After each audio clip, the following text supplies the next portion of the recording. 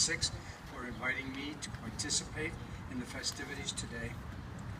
Thank you, Supervisor Lacola, Chairman Orcutt, and also all of the other dignitaries for honoring us with your participation also in these festivities.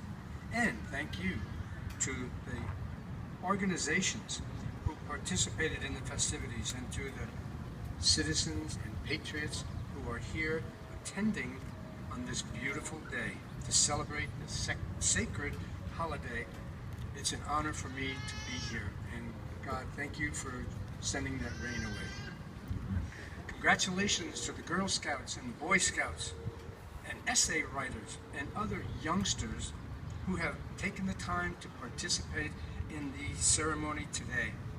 This country has a tremendous heritage, and it does my heart good to see patriots of all ages are taking part in these events to remember our honored citizens and veterans.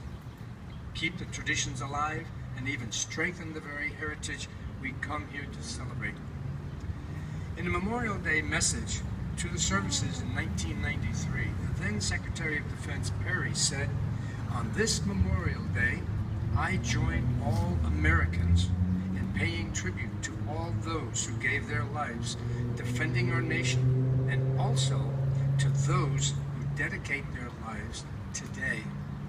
Reflecting on those words and meeting here in this hallowed place gives me chills of pride.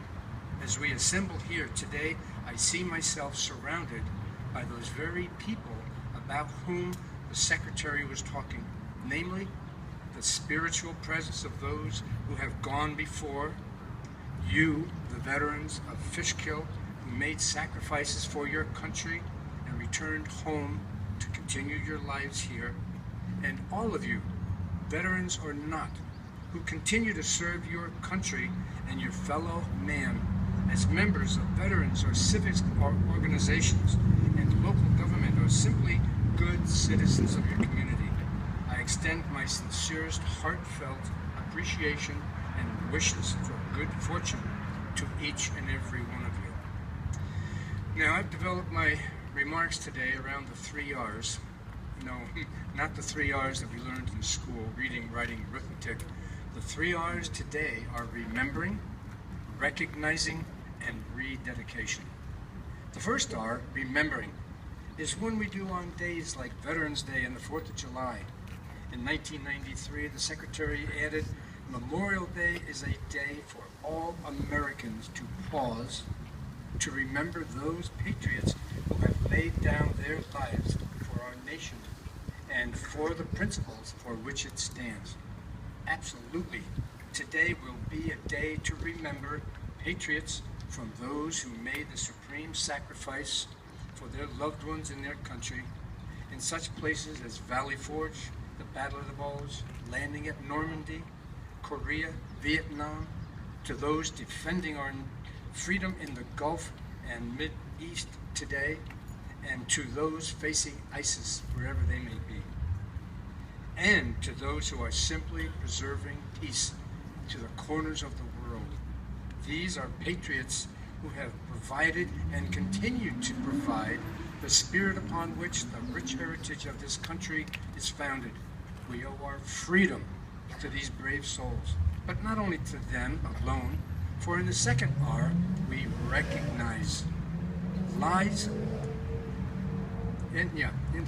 For the second R, that of recognize, lies the next great purpose of Memorial Day, and that is to recognize you, the veterans of this country, who are in turn remembering your fallen comrades. You need to be recognized as well as remembered. In my opinion, Veterans Day alone is not enough to remember and recognize you. I think you should be recognized today and every day as well.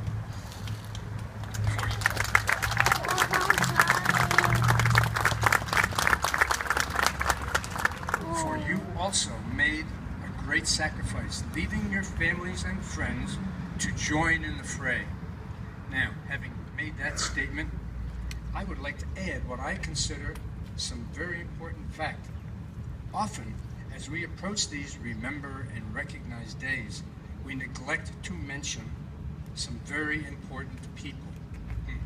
The very people that those veterans leave behind when they go abroad to fight the war.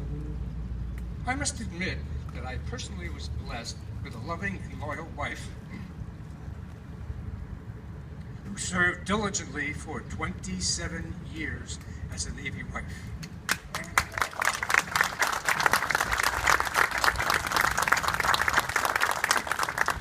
While I was away serving my country for 13 six-month deployments, she and my son also served our country, maintaining a household and facing the battles of life without a husband or a dad there to help.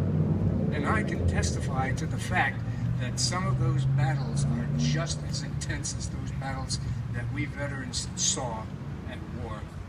And these two wonderful people who still support me are not the only ones. Every serviceman or woman who serves has a wonderful loved one such as these, and I feel very strongly that they need to be remembered and recognized and supported as well by our country and those who are here back home holding down the fort. So we need to remember and recognize our veterans, our men and women currently serving, and their families as well.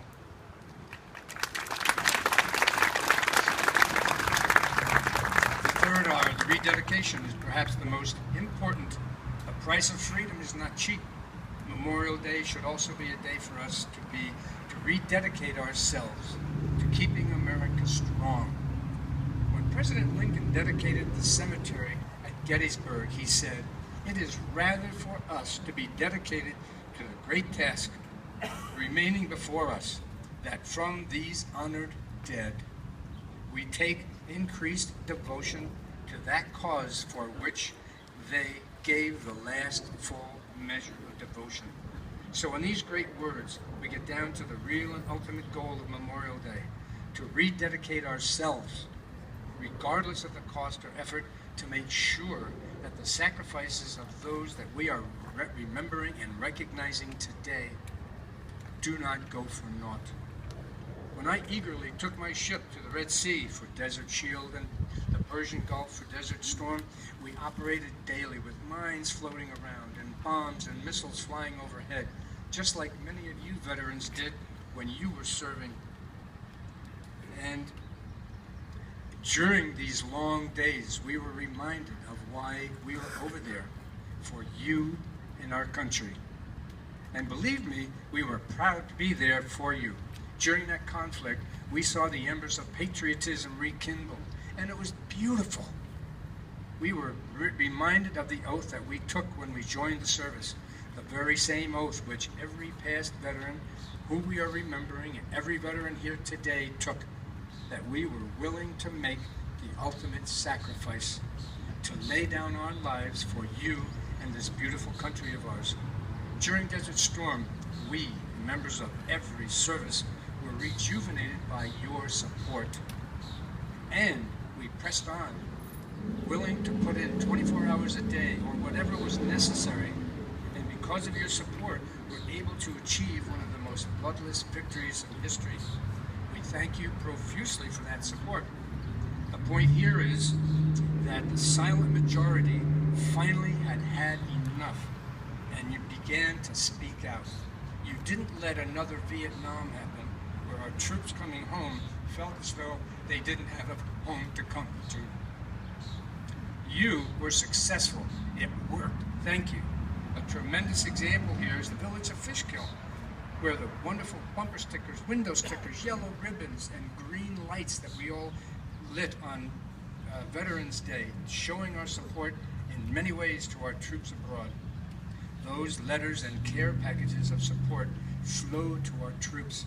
I personally saw the results of your gracious support in the smiles of the 17, 18, and 19-year-old sailors on my ship, and the encouragement it gave them.